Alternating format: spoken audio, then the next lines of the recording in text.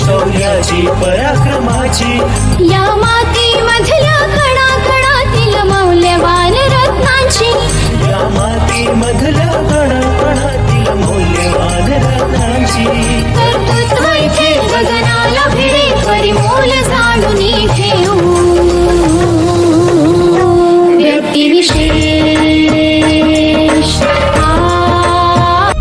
नमस्कार, radio MPC Guru spreading the knowledge powered by spectrum academy मध्ये मी आरचे उद्धव आपल्या सर्वांचं आजच्या व्यक्तिविशेष या कार्यक्रमात स्वागत करतो. मित्रांनो, आज व्यक्तिविशेष या सत्रामध्ये आपण सुधाकरराव नाईक यांविषयीची माहिती जाणून घेणार आहोत. सुधाकरराव नाईक यांचा हा स्मृती दिन म्हणून ओळखला जातो. चला तर ऐकूया आजच्या व्यक्तिविशेष या कार्यक्रमात सुधाकरराव नाईक यांविषयीची. सुधाकरराव नाईक यांच्या प्रेरणादायी कामगिरीच्या स्मरणार्थ तत्कालीन मुख्यमंत्री विलासराव देशमुख यांनी 10 मे हा दिवस जलसंधारणाचे जनक सुधाकरराव नाईक यांचा स्मृती दिवस जलसंधारण दिन म्हणून साजरा करण्याचा निर्णय घेतला. तेव्हापासून सर्वत्र जलसंधारण दिन म्हणून साजरा केला जात असतो. सुधाकरराव राजू सिंग नाईक असं त्यांचं पूर्ण नाव होतं. हे मराठी भारतीय राजकारणी होते. 25 जून 1991 ते 22 फेब्रुवारी 1993 या कालखंडात ते महाराष्ट्राचे मुख्यमंत्री देखील होते. महाराष्ट्राचे माजी मुख्यमंत्री, हरित क्रांतीचे जनक वसंतराव नाईक यांचे ते पुतणे असून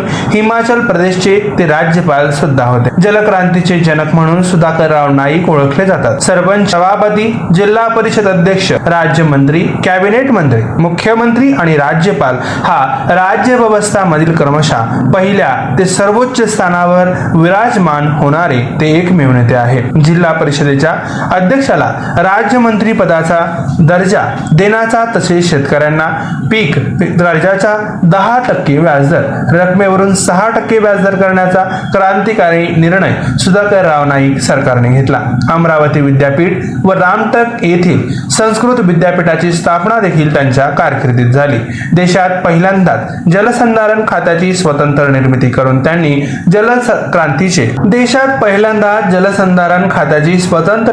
करून त्यांनी जलक्रांतीची बीजी रोवली. महिला आणि बालकल्याण विभागाची निर्मिती देखील सुधाकरराव नाईक सरकारच्या कारकिर्दीत झाली. बालकल्याण विभाग यानंतर मुलींचे शिक्षणाचे प्रमाण वाढवण्यासाठी सुधाकरराव नाईक यांनी मुलींचे शिक्षण, शैक्षणिक शुल्क माफीचे तसेच उपस्थिती भत्ता सारखे कल्याणकारी योजना सुरू केली. सुधाकरराव नाईक यांना जलक्रांतीचे जनक मानले जाते. जागतिक कीर्तीचे जलतज्ञ म्हणून ओळखले जाणारे जलनायक सुधाकरराव नाईक यांनी देशात पहिल्यांदाच जलसंधारण चळवळीचा पाया रचला. जलसंधारण परिषदेचे अध्यक्षपद त्यांनी भूषवले होते. पाणी अडवा, पाणी जिरवा हा मूलमंत्र त्यांनी दिला. जलनायक सुधाकरराव नाईक यांची शाश्वत जलनीती ही सन 1992च्या कालखंडात देशभर नावारूपाला आली. हिमाचल प्रदेशाच्या राज्यपाल पदाचा राजीनामा देत त्यांनी जलसंधारणाची चळवळ अतिशय सक्षम करून उष्माघातामुळे प्रकृती गंभीर झाल्यामुळे त्यांचा पुढे अल्पावधीत प्राणज्योत माळवली. त्यानंतर जलसंधारण क्षेत्रातील ऐतिहासिक कार्याच्या स्मरणार्थ 10 मे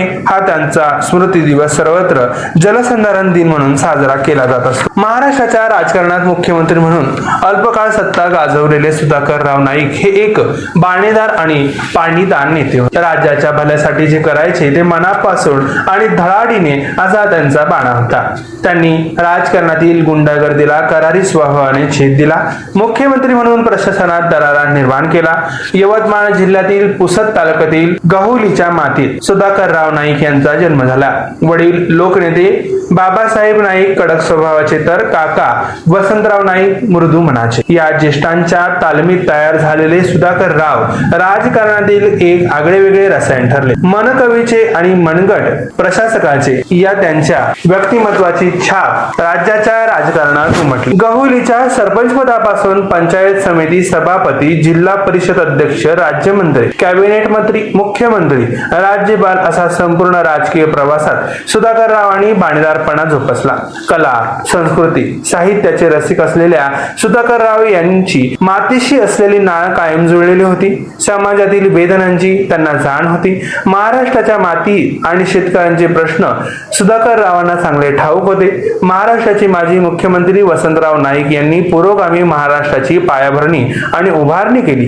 पाणी अडवा, पाणी जिरवा या मंत्रातून धरणे, बंधारे बांधून महाराष्ट्र राज्याला सुजलाम सुफलामच केले आणि महाराष्ट्रात हरित क्रांतीची पहाट उगवली. वसंतरावांच्या पावलावर पाऊल ठेवत त्यांचे पुतणे सुधाकररावांनी जलक्रांतीचा ध्यास घेतला. सुधाकरराव यांचे दांडगे वाचन, सूक्ष्म निरीक्षण आणि तज्ञांच्या विचारांचे अचूक परिशीलन या त्यांच्या गुणामुळे ते भविष्याचा वेध सहजतेने घेत होते. मुख्यमंत्री पदावर आरूढ होण्याआधी त्यांनी कृषी, पाटबंधारे, शिक्षण, उद्योग, महसूल, पुनर्वसन, समाज कल्याण, सांस्कृतिक कार्य, गृहनिर्माण अशी खाती सांभाळली.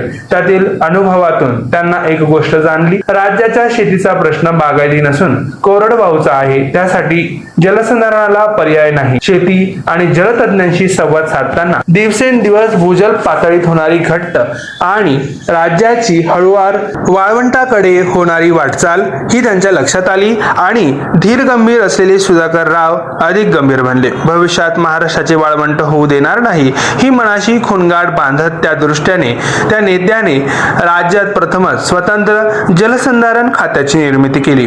त्यासाठी अन्न खात्यांमधून जलसंधारणासाठी पैसा उभा केला आणि जलसंधारणाच्या कामांना चालना दिली. परंतु अल्पावधीत त्यांनी मुख्यमंत्री पद सोडल्यानंतर त्यांच्या जलसंधारणाच्या महत्त्वपूर्ण कार्याकडे नंतरच्या सत्ताधिकाऱ्यांनी दुर्लक्ष केले. ही खंत आजही जनसामान्यांच्या मनात आहे. मोठी धरणे बांधण्यापेक्षा छोटी छोटी धरणे उभारावी, याद्वारे अधिक शेतजमीन सिंचनाखाली येऊ शकते व छोट्या प्रकल्पांना शेतकरी भूमिगत होणार नाही, तसेच पुनर्वसनाचा प्रश्न निर्माण होणार नाही असे विचार ते आपल्या भाषणांमधून मांडत असे.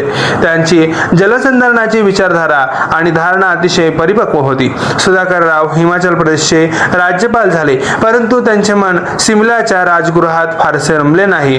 पक्षी सायंकाळी आपल्या घरट्याकडे परततात तसेच ते आयुष्याच्या सायंकाळी विधानसभेच्या लोकमायेच्या घरट्यात परतले आणि भारतीय काँग्रेसचे सरचिटणीस म्हणून दिल्लीत गेलेले सुधाकरराव मायमातीच्या ओढीने पुसत गहुलीत परतले. याच दरम्यान राज्याचे मुख्यमंत्री म्हणून विलासराव देशमुख यांनी राज्य जलसंधारण सल्लागार परिषदेची स्थापना केली. जलसंधारणाचा ध्यास घेतलेल्या सुधाकरराव नाईक यांनी या परिषदेचे अध्यक्षपद स्वीकारले. यानंतर मुख्यमंत्री राहिलेले सुधाकरराव जलसंधारण परिषदेचे अध्यक्षपद स्वीकारतील की नाही अशी विलासरावांना शंका होती. मात्र जलसंधारणाचे काम करण्याची संधी मिळाल्यामुळे सुधाकरराव मनातून आनंदित झाले.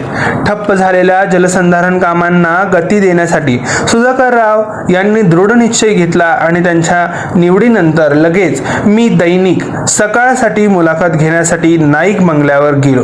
परंतु सुधाकरराव म्हणाले, थोडं थांबूया. जलसंधारण क्षेत्रातील तज्ञ लोकांशी मी चर्चा करतो आहे. काही ठोस कार्यक्रम घेऊन आपण बोलूया. खरे म्हणजे सुधाकररावांना प्रसिद्धीचा सोस नव्हता. त्यांच्या कार्याप्रती विश्वास होता. ते अगदी नेमके बोलता काय मुद्द्याचं हे सांग. आणि जलसंधारण चळवळीसाठी सुधाकररावांनी महाराष्ट्रातील 32 जिल्ह्यांमध्ये दौरे केले. पुसद येथील त्यांचे सहकारी व तत्कालीन जलसंधारण खात्याचे राज्यमंत्री डॉक्टर NP हिराणी यांना सोबत घेतले. या बैठकी खूप गाजल्या. जलसंधारणाच्या जागराने शासकीय यंत्रणा जागी झाली आणि जलसंधारणाच्या चळवळीत सुधाकररावांनी ऊर्जा भरली. जलसंधारण ही लोक चळवळ व्हावी असा त्यांनी ध्यास घेतला.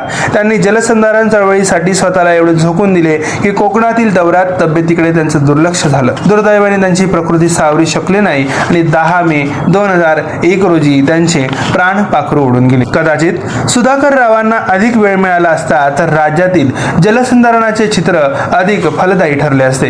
दुष्काळी स्थितीत महाराष्ट्र आज पाणी टंचाईने होर पडून निघत आहे. अशा वेळी सुधाकररावांच्या जलसंधारण कार्याची आठवण तीव्रतेने होते. महाराष्ट्राचे भविष्यात वाळवंट होऊ नये ही अपेक्षा बाळगताना जलसंधारणाच्या कार्यात प्रत्येकाने सहभागी झाले पाहिजे. सुधाकरराव यांना त्यांच्या स्मृतिदिनी आपण सर्वजण विनम्र अभिवादन करूया. मित्रांनो, तर ही होती आजच्या व्यक्तिविशेष या कार्यक्रमात कार्यक्रमातील सुधाकर राव नाईक यांविषयीची विशेष महत्वपूर्ण माहिती. अशीच माहिती आपण पुढील भागात जाणून घेणार आहोत विविध विशेष व्यक्तींच्या माहिती सोबत. तोपर्यंत ऐकत रहा radio MPSC Guru, spreading the knowledge, powered by spectrum academy.